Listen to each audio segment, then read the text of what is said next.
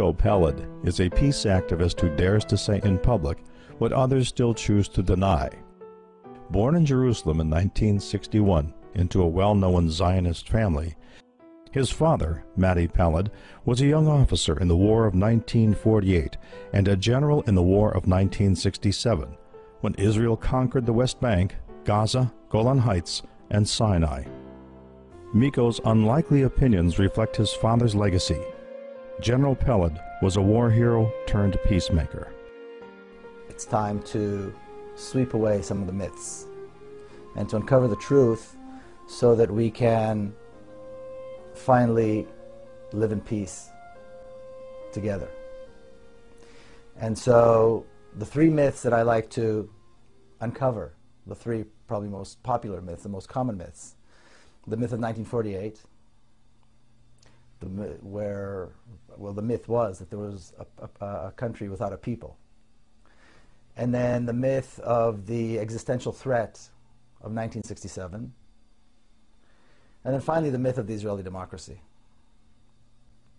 Growing up, we were taught to believe that the Arabs had left Eretz Israel, partly on their own and partly at the directive of their so-called leaders, and that therefore taking their land and taking their homes was morally okay. It never occurred to us that even if they did leave willingly, we had no right to prohibit their return. But then Israeli historians had found that, just as Palestinians have been saying for decades, none of this was true. And it's interesting that when Palestinians claim something, we tend to doubt it.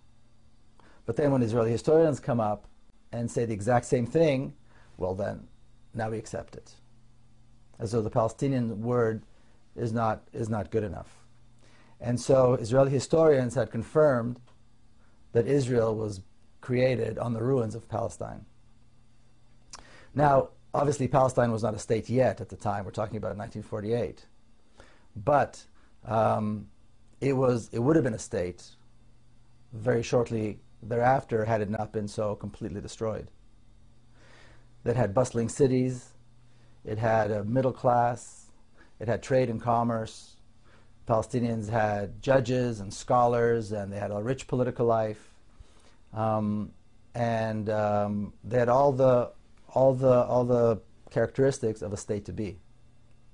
But the one thing in which they didn't invest, the one thing in which Palestinians did not have, was the military, any kind of militia.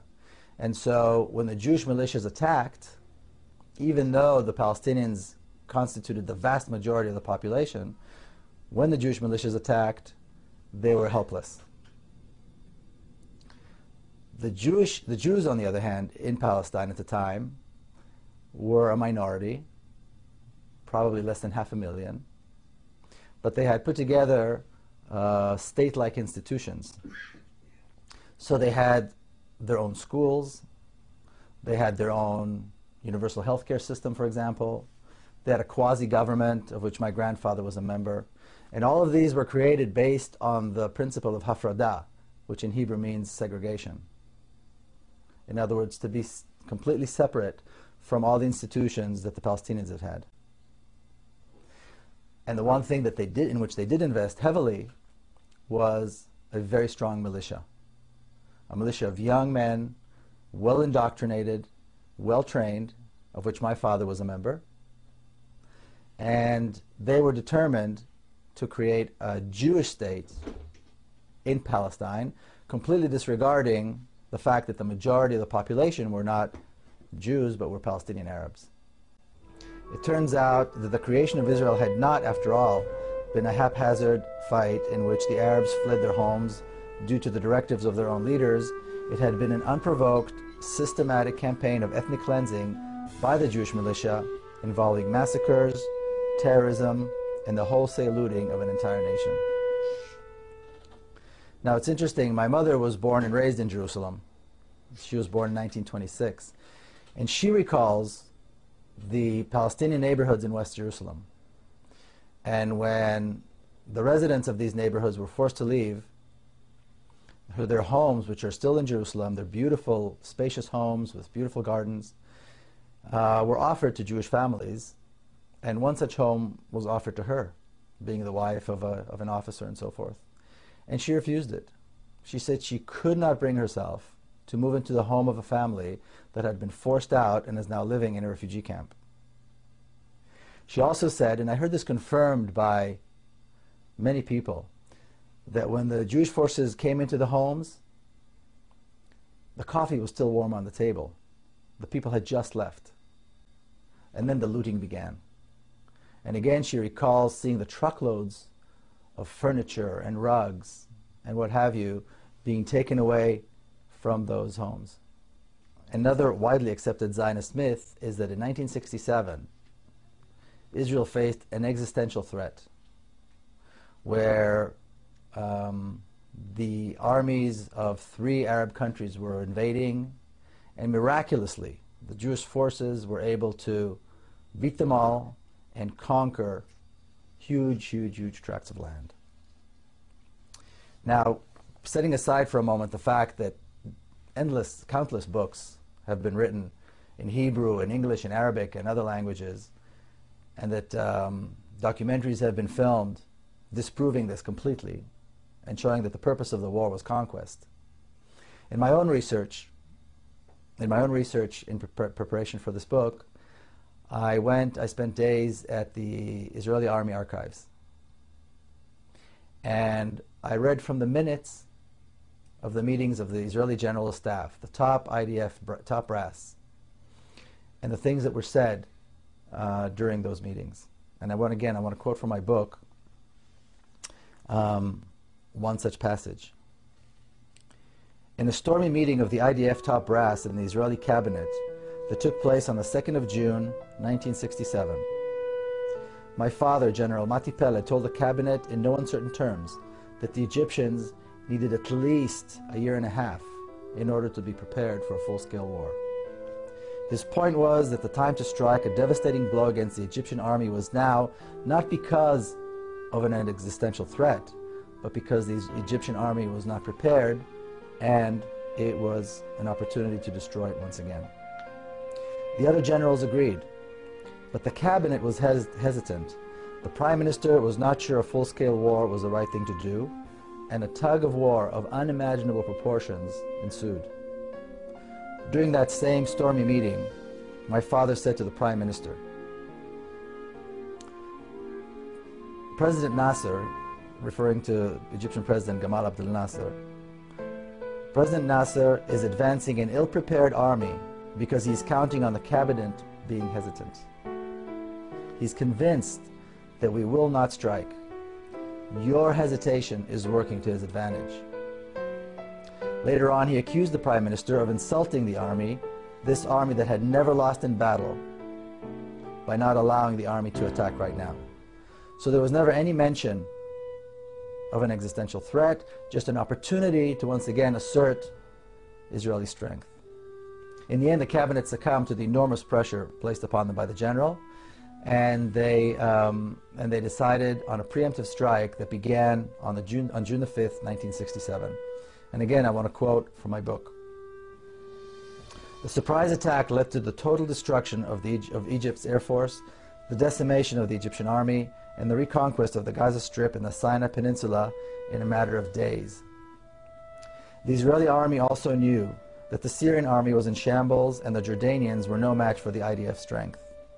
After the campaign of Egypt went so smoothly, the generals turned their attention to the West Bank and the Golan Heights, two regions that Israel had coveted for many years.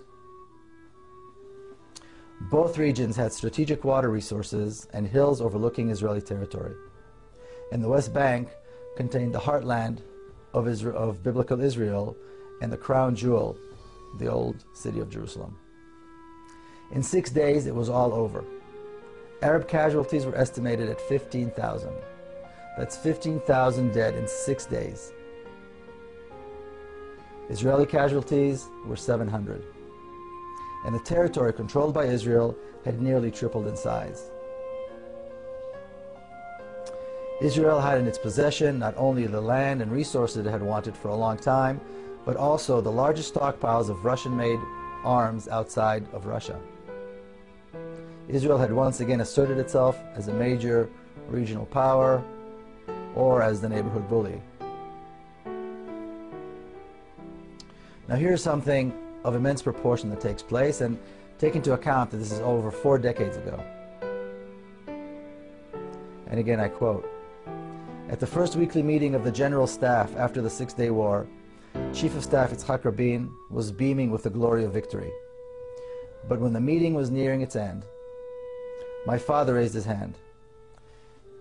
When he was called on, he spoke of the unique chance the victory offered to solve the Palestinian problem once and for all.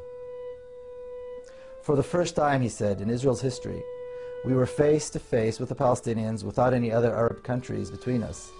Now we had a chance to offer them a state in the West Bank and the Gaza Strip."